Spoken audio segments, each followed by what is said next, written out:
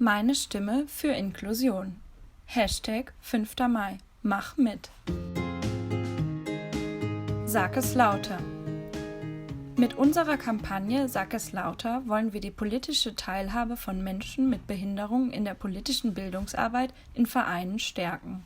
Interview mit Anne Gersdorf von Sozialhelden e.V. Mein Name ist Anne Gersdorf, ich bin 35 Jahre alt und bin eine der gut 20 Sozialheldinnen. Ich arbeite dort im Projekt Job inklusive.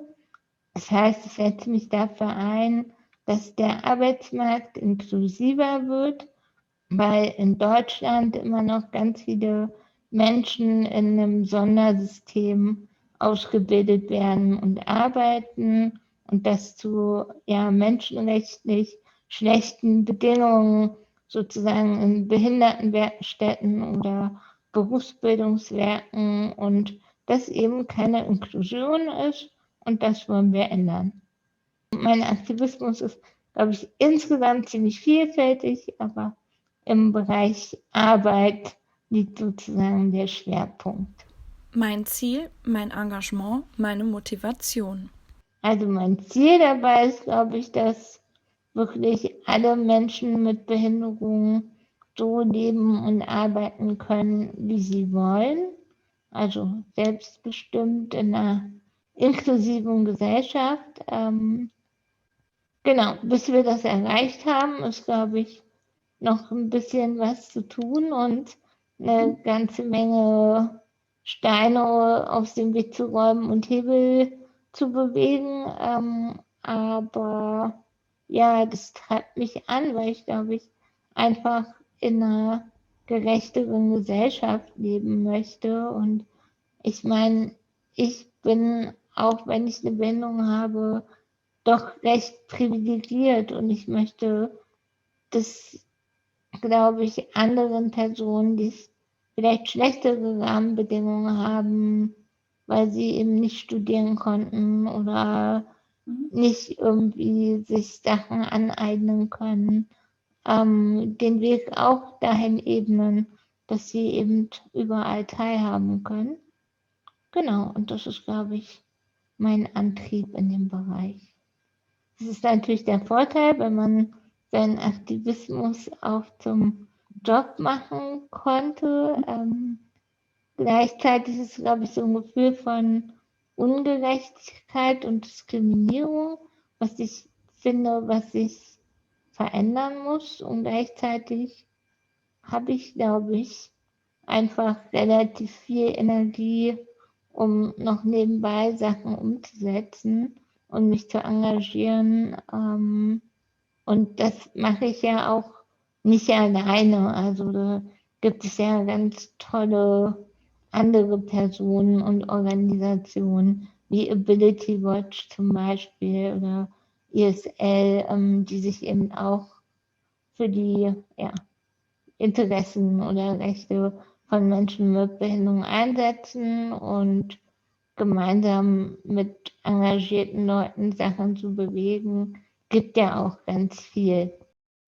Inklusion und Integration am Arbeitsplatz. Also sich selbst zu integrieren ist ja immer auch ein bisschen schwierig. Ich glaube, es gibt schon Sachen, die wichtig sind. Also ich glaube, Menschen mit Behinderung brauchen zum Beispiel ein großes Empowerment. Das heißt, sie müssen über ihre Rechte Bescheid wissen, die müssen aber auch das Selbstbewusstsein haben, diese Rechte für sich einzufordern. Das ist, glaube ich, ein wichtiger Punkt und ich glaube, da haben wir noch viel zu tun, weil Menschen mit Behinderung oft gesagt wird, was sie alles nicht können. Gleichzeitig haben wir aber ein ganz starres System an Sondereinrichtungen. Also ganz viele Menschen mit Behinderung arbeiten in Behindertenwerkstätten, bekommen da nur ein Taschengeld, obwohl sie für die Industrie arbeiten. Und es ist einfach keine Inklusion, weil dort nur Menschen mit Behinderung arbeiten. Und gleichzeitig wissen aber ganz viele Unternehmen nicht, wie sie Inklusion umsetzen können, was es für Möglichkeiten gibt, Menschen mit Behinderung auch zu beschäftigen. Und es gibt ein Unterstützungssystem, das auch kaum jemand kennt. Also es herrscht ganz viel Unwissenheit einfach in dem Bereich und das versuchen wir zu ändern. Barrierefreie Arbeitsplätze. Inklusion am Arbeitsplatz. Also Menschen mit Behinderung sind ja so vielfältig wie alle anderen Menschen auch. Das heißt, es gibt ganz unterschiedliche Behinderungen, die ganz unterschiedliche Rahmenbedingungen brauchen. Deshalb gibt es nicht unbedingt den einen barrierefreien Arbeitsplatz, aber wenn Unternehmen sich sozusagen entscheiden, einen Menschen mit Behinderung einzustellen, dann kann das Unternehmen bestimmte Förderungen bekommen. Also vielleicht auf die ersten beiden Fragen, ich glaube, da Behinderungen wirklich so vielfältig sind, kann jeder Arbeitsplatz auch von einem Menschen mit Behinderung besetzt werden. Also es geht ja gar nicht nur um Rollstuhlfahrende, sondern genau, Behinderungen sind einfach unterschiedlich und ich glaube, grundsätzlich kann jeder Arbeitsplatz von einem Menschen mit Behinderung besetzt werden. Hürden am Arbeitsplatz. Ich glaube, das ist sehr unterschiedlich. Was wir aber beobachten, ist, dass das eine ganz große Hürde ist, die Bürokratie. Es ist sehr kompliziert, Dinge zu beantragen und durchzusetzen. Das ist, glaube ich, eine große Hürde und gleichzeitig ist eine große Hürde, dass Unternehmen, also Mitarbeitende, Kolleginnen, Chefinnen einfach nicht genügend über Behinderung wissen und dass es super viele Vorurteile gibt. Zum Beispiel ein so ein Vorurteil ist, dass Menschen mit Behinderung nicht kündbar sind oder ganz oft krank sind. Und das stimmt einfach so generell nicht. Und das ist, glaube ich, eine große Barriere, der Menschen mit Behinderungen gegenüberstehen. Diskriminierungen am Arbeitsplatz. Vielleicht erstmal so generell mit der hohen Bürokratie und dass Menschen mit Behinderung zum Beispiel Gutachten über sich ergehen lassen müssen, die dann besagen, was sie können oder nicht und welche Ausbildung ihr zum Beispiel zusteht. Das ist ganz klar eine institutionelle Diskriminierung, so, weil nicht den Personen einfach die Unterstützung gewährleistet wird, die sie brauchen. Genau, und an sich berichten Menschen mit Behinderungen und zum Beispiel, dass sie sich bewerben, aber die Unternehmen sie halt nie zu irgendeinem Gespräch einladen. Gleichzeitig erzählen Unternehmen uns, dass sie ja Menschen mit Behinderung einstellen würden, aber niemanden finden.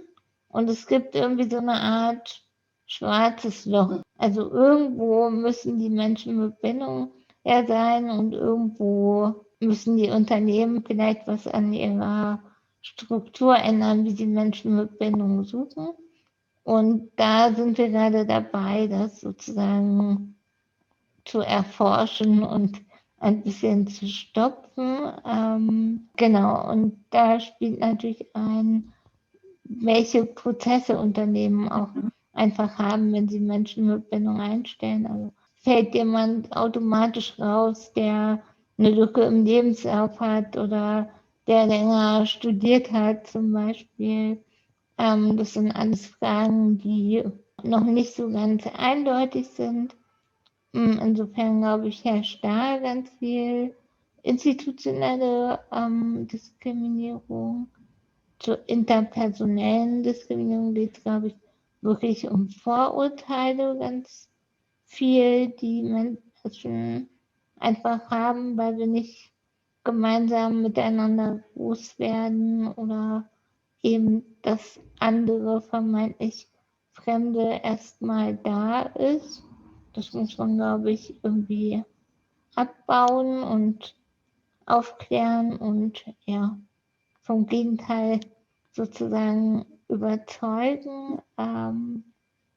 Und ich weiß nicht, ich glaube, für mich, ich habe halt auch immer in einem sehr bewussten Bereich gearbeitet. Insofern glaube ich, kann ich selbst gar nicht so sehr von Diskriminierung sprechen. Es gibt natürlich immer mal so Sachen wie, dass Leute erstaunt sind, wenn ich dann den Vortrag halte und nicht meine Assistentin oder meine Assistentin angesprochen wird und ich zum Beispiel nicht. Oder das 3 Jahre dauert, bis das Partnerinnenbüro, mit dem ich zusammengearbeitet habe, einen Aufzug bekommt und ich mittlerweile den Job gewechselt habe. Also solche Diskriminierungen gibt es schon, aber aufgrund dessen, dass ich einfach mich in dem Bereich super gut auskenne und weiß, was mir zusteht und auch wie ich Sachen verändern kann, glaube ich, ist bei mir die Diskriminierung vielleicht noch relativ gering oder nicht so ganz sichtbar, wie sie die vielleicht andere Personen erleben. Die Pflichtquote in Unternehmen. Bundesweit sind Betriebe dazu verpflichtet, Menschen mit Behinderung zu beschäftigen. Die Quote liegt bei 5% der MitarbeiterInnen. Falls Betriebe dem nicht folgen, muss eine Ausgleichsabgabe gezahlt werden.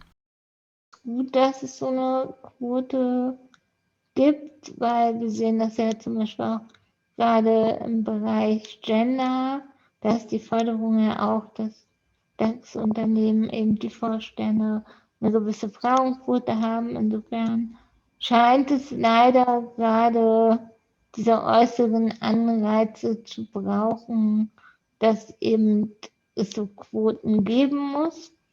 Ich finde die Quote tatsächlich eigentlich zu gering. Also ich glaube, es wäre gut, wenn diese Quote erhöht werden würde. Es gab gerade auch so Pläne dahingehend, die wurden aber aufgrund der Pandemie wieder zurückgenommen. Und was halt auch problematisch ist, dass Unternehmen, die in Behindertenwerkstätten produzieren lassen oder Dienstleistungen einkaufen, einen Teil dieser Quote einfach angerechnet wird. So, also die müssen sich selbst nicht um Inklusion kümmern, indem sie ihre Sachen eben an Behindertenwerkstätten auslagern. Das ist, glaube ich, ein großes Problem, wie sich Unternehmen quasi davon freiwaschen können. Genau, und ich glaube, das muss sich verändern. Und Unternehmen brauchen, glaube ich, wirklich mehr Informationen, wie Inklusion umgesetzt werden kann. Verbesserungsmöglichkeiten am Arbeitsmarkt. Erstmal, glaube ich, brauchen wir auf jeden Fall ein inklusiveres Bildungssystem und damit eben auch inklusiv gebildete Menschen mit Behinderungen, die empowered sind. Gleichzeitig müssen wir, glaube ich, von diesem ganzen institutionellen Denkmustern wegkommen. Also ich glaube, wir brauchen keine Behindertenwerkstätten unbedingt, sondern wir müssen dahin kommen, dass wir die nach und nach auflösen. Wir müssen Menschen mit Behinderungen fair bezahlen, so wie alle anderen auch. Und wir müssen wirklich ganz dringend bürokratische Hürden abbauen, damit Menschen mit Behinderungen die Unterstützung auch im Betrieb bekommen, die sie eben brauchen.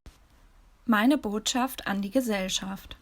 Genau, was glaube ich wichtig ist, ist, dass wir anfangen, uns mit dem Thema auseinanderzusetzen. Also, dass wir reflektieren, dass Behindertenwerkstätten nicht unbedingt etwas Gutes sind und dass wir auch als UnternehmerInnen oder ArbeitnehmerInnen überlegen wie könnten wir Menschen mit Behinderungen zum Beispiel auch anstellen, ihnen mal ein Praktikum in unserem Unternehmen ermöglichen, unsere Chefinnen zu fragen, warum arbeiten denn hier eigentlich keine Menschen mit Behinderung? Wie können wir das ändern? Also sich da wirklich Gedanken zu machen und Dinge auch langsam, aber stetig umzusetzen, dass wir einen inklusiveren Arbeitsmarkt erreichen.